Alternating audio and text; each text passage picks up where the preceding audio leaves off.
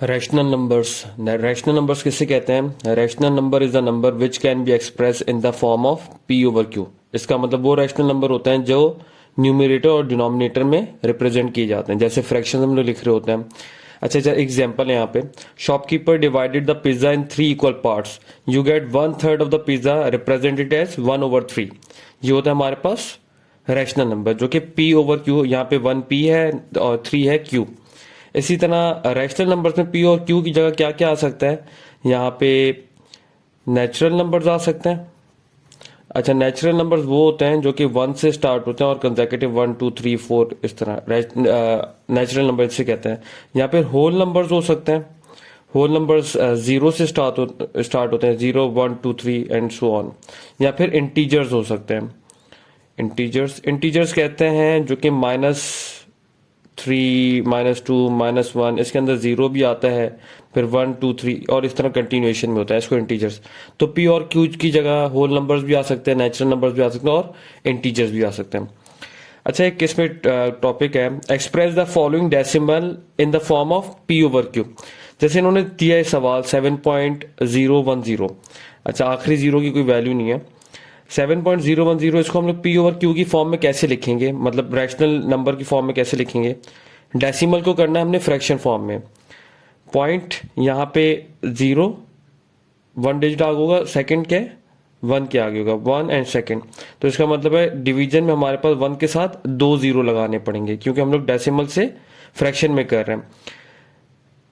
7.010 1 position and second position, इसीलिए हम लोग इसको डिवाइड करें 100 से। अच्छा, इसका सेकंड एक क्वेश्चन है हमारे पास। इस तरह की बहुत सवाल आए हुए हैं और सैंपल पेपर में भी आया हुआ है। 1/f is equal to 1/u plus 1/v, find u।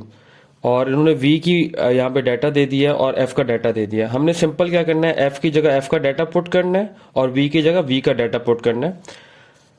1/f इसका मतलब 1/16 is equal to 1/u, u तो हमने फाइंड आउट करना है, और 1/v, v की जगह हमने 1/32 जब यहाँ जाएगा तो माइनस में चला जाएगा, एंड देन इसका एलसीएम निकालेंगे। एलसीएम निकालने का तरीका सबको पता है, फिर भी 16/32।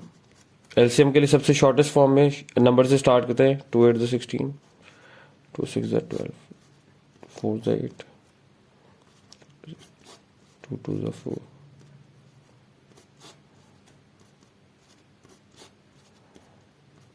2 2 4, 4 2 8, 8 2 16, 16 2 32। तो हमारे पास एलसीएम 32 आया। 16 1 16, 16 2 32, इसीलिए 2 मल्टीप्लाई हो गया हमारे पास न्यूमरेटर से, -32 1 32 सेम रहेगा। 1/32 is equal to 1/u, cross multiplication u is equal to 32। अच्छा, इस तरह के सवाल हैं। और सेकंड इसका केस है हमारे पास कुछ रैशनल नंबर में इस तरह के सवाल भी आते हैं। The additive inverse of 2/8 is. Additive inverse कैसे कहते हैं? अगर यहाँ पे एग्जांपल लिखिए, additive inverse of a number x is -x। इसी तरह क्या सिंपल हमने क्या करना होता है एडिटिव इनवर्स में, अगर ये पॉजिटिव में तो इधर नेगेटिव लगाना है। Additive inverse of 1/2 is equal to -1/2, ये एक और एग्जांपल है। और इस सवाल की बात करें तो हियर फॉर 2/8 इज -2/8। ये छोटे छोटे सवाल हैं और छोटे छोटे टर्म्स हैं जो कि पेपर में पता नहीं चलते। अच्छा, कुछ रूल्स हैं इसके, कुछ करेक्टरिस्टिक्स हैं। 1 इज द मल्टीप्लिकेटिव आइडेंटिटी। बोले कि मल्टीप्लिकेटिव आइडेंटिटी क्या होती है हमारे पास, वो 1 होती है। मतलब कोई भी चीज, कोई भी रैशनल नंबर, कोई भी आपका होल नंबर, कोई भी आपका 1 से मल्टीप्लाई होगा तो आंसर सेम ही रहेगा हमारे पास, सेम उसी आइडेंटिटी। 0 is additive identity. इसका मतलब होता है एनीथिंग, से फॉर एग्जांपल 8 एक हमारे पास कोई नंबर है, होल नंबर है, या फिर आपके पास रियल नंबर है, 8 + 0 is equal to 8।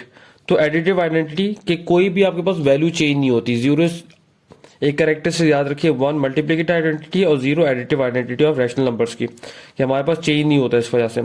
There are infinite numbers of rational numbers between 2 integers. ऐसे भी सवाल बहुत आए हुए हैं एबिलिटी के पेपर में कि 2 रैशनल नंबर्स के बीच में कितने नंबर्स होते हैं। तो हमारे पास 2 रैशनल नंबर्स के बीच में इनफाइनाइट नंबर्स होते हैं। Rational numbers can be natural, whole numbers and integers. पीछे इसके बारे में बात कर चुके हैं। कुछ यहाँ पे एग्जांपल्स देखते हैं जो कि बार बार रिपीट की जा रही है मल्टीपल पेपर्स पे जनरल एबिलिटी के। स्टेट ट्रू और false 5 rational numbers between 2/3 and 4/5 are. इन्होंने ये सवाल दिया हुआ है 2/3 और 4/5 के बीच में रैशनल नंबर्स ये है या नहीं है। अब सबसे पहले करना क्या है हमें, यहाँ पे इन्होंने क्या दिया है, डिनोमिनेटर 60 दिया हुआ है और 2/3 4/5। इस तरह का एक सवाल थोड़ा डिटेल में समझते हैं, उसके बाद 2-3 सवाल इसके प्रैक्टिस में देखते हैं। सबसे पहले क्या करें हम इसका, हमारे सबसे पहले तो हमें डिनोमिनेटर सेम नहीं है ना, इसका एलसीएम लेके इनका डिनोमिनेटर सेम करते हैं। 2/3 और 4/5 का एलसीएम लिया हमने तो 15 इसका एलसीएम आता है। 2 5 = 15, 5 × 2 प्लस 5 3 = 15, 3 × 4 10 + 12/15। इस तरह की हमारे पास कंडीशन बन जाती है एलसीएम के बाद। अभी इसको छोड़ दें बिल्कुल, ठीक है। हमने क्या करना है, इसको ऐड करके उसको कंप्लीट नहीं करना कि इसका 22 और 15 लिख दें, नहीं, 15 इसको अलग दें और 12 को अलग दें। 10/15 प्लस 12/15, या फिर इसकी कंडीशन हमारे पास 2 टर्म्स आ गई। लेकिन इन्होंने क्या दिया, कंडीशन क्या दी है, 60। आइदर ये 60, ये सारे क्या है, इनके बीच में इंटीजर्स आ रहे हैं या नहीं आ रहे, 10/15 और 12/15 के। डिनोमिनेटर को 60 करने के लिए मैंने क्या करना है, इसको ऐसे टर्म से मल्टीप्लाई करना है कि आपके पास इनका डिनोमिनेटर 60 हो जाए। और सिर्फ डिनोमिनेटर मल्टीप्लाई नहीं होता, इसके लिए न्यूमिनेटर भी, जिस डिजिट से डिनोमिनेटर मल्टीप्लाई करेंगे उसी से हमारे पास न्यूमिनेटर भी मल्टीप्लाई होगा। यहां पे अगर मल्टीप्लाई करूंगा तो न्यूमिनेटर और डिनोमिनेटर दोनों को मल्टीप्लाई करूंगा, यहां पे मल्टीप्लाई करूंगा न्यूमिनेटर और डिनोमिनेटर को। अच्छा, 15 को 60 बनाने के लिए 15 को 4 से मल्टीप्लाई करना पड़ेगा। Multiply numerator and denominator by 4। इस टर्म को 10/15 को भी 4 से मल्टीप्लाई कर रहा हूं, न्यूमिनेटर और डिनोमिनेटर को, तो 4 10 = 40, 4 15 = 60। इसी तरह सेकंड सवाल में 12 और सेकंड पार्ट में 12/15, इसको भी मुझे 60 करना है ना। 4 12 = 48, 4 15 = 60। मेरे पास दो टर्म्स आ गई, 40/60 और 48/60। अब मैं देखूं इन दोनों के बीच में ये सारे टर्म्स आ रहे हैं या नहीं आ रहे। अगर इन दोनों के बीच में आ रहे हैं तो हम लोग बोल सकते हैं हाँ कंडीशन सही है। 40/60 और 48/60 के बीच में आ रहे हैं, 41/60 बिल्कुल सही आ रहा है, 42/60 ये भी टर्म आ रहा है, 43/60 ये भी टर्म आ रहा है, 44/60 ये भी टर्म आ रहा है, 45/60 ये भी टर्म आ रहा है। इसका मतलब ये स्टेटमेंट ट्रू है, ये सारे इन दो कंडीशंस के बीच में हमारे पास रैशनल नंबर बन सकते हैं।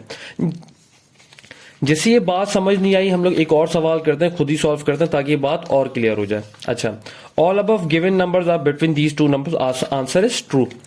यहां पे एक और एग्जांपल है, 5 rational numbers between -3/2 and 5/3। Again वही सवाल हो गया, इन्होंने बोला कि इन दो टर्म्स के बीच में आ रहे हैं या नहीं आ रही है सारे टर्म्स। अच्छा, ये सारे टर्म्स आ रहे हैं नहीं आ रहे, कैसे पता चलेगा, पहले तो देखें इन दोनों की डिनोमिनेटर क्या, 2 और 3। पहले तो इन दोनों को सेम करते हैं, -3/2 एंड 5/3। इन दोनों का एलसीएम क्या बनेगा वैसे,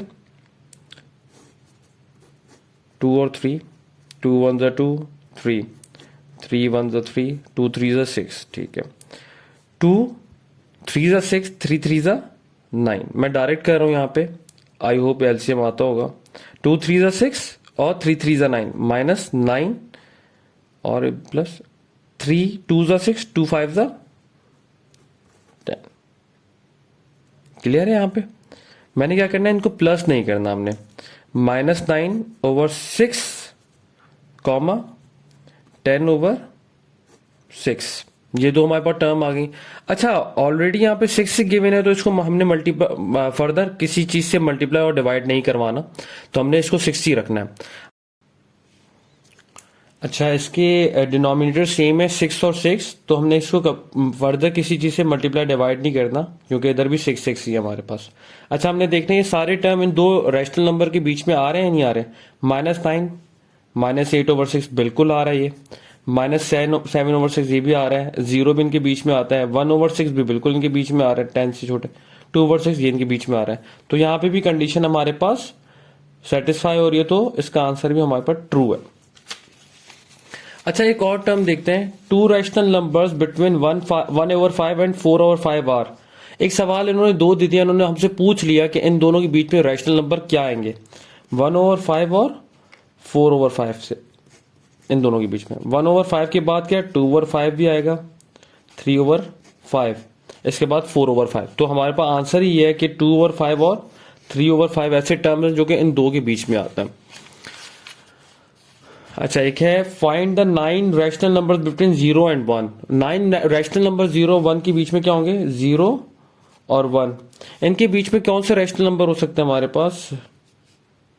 0.1, 0.2, 0.3, 0.4, 0.5, 0.6, 0.7, 0.8, 0.9। ये 9 हो गए। और इनको अगर हमने दूसरे फॉर्म में करना होगा तो पॉइंट हटाएंगे 1 डिवाइड बाय 10 या फिर 2 डिवाइड बाय 10, तो बात वही है हमारे पास।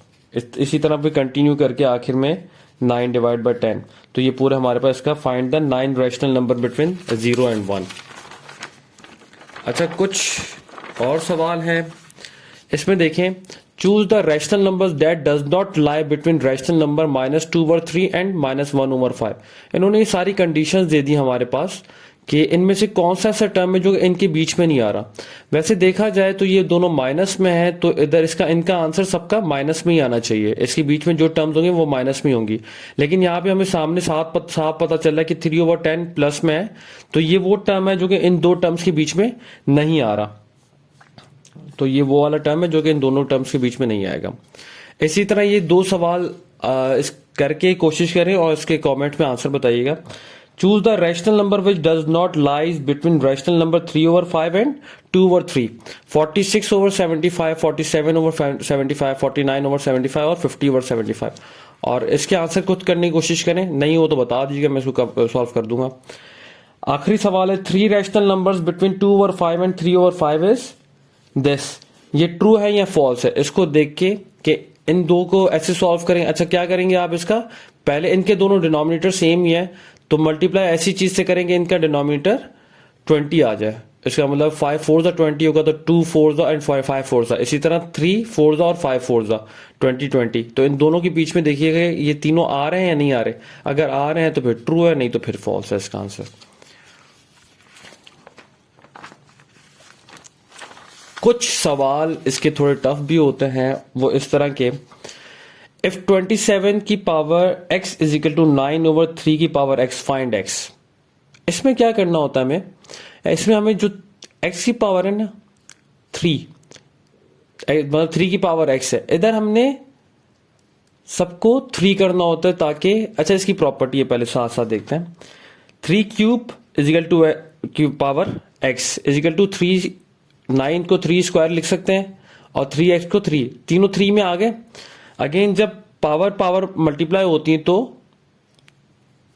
हमने उसे मल्टीप्लाई करना होता है 3x इज इक्वल टू, इधर x प्लस हो रहा था ऊपर जाके माइनस हो जाएगा, 2 माइनस x।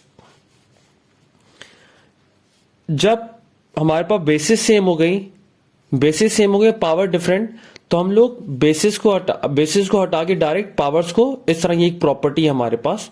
जब बेसिस सेम है तो पावर्स को हमने इस तरह लिख सकते हैं, या 3x is equal to 2 minus x। अब फर्दर से सिंप्लीफाई करना है, माइनस x यहाँ पे हो रहा है, इधर जाके प्लस x होगा is equal to 2, x is equal to 1/2। तो इस तरह के सवाल कुछ आते हैं हमारे पास। उसमें हमने क्या याद रखना है कि बेसिस सेम करनी होती है ताकि हम लोग पावर को, वो प्रॉपर्टी लगा के पावर को डायरेक्ट इस तरह फाइंड आउट कर सकें। Thank you so much.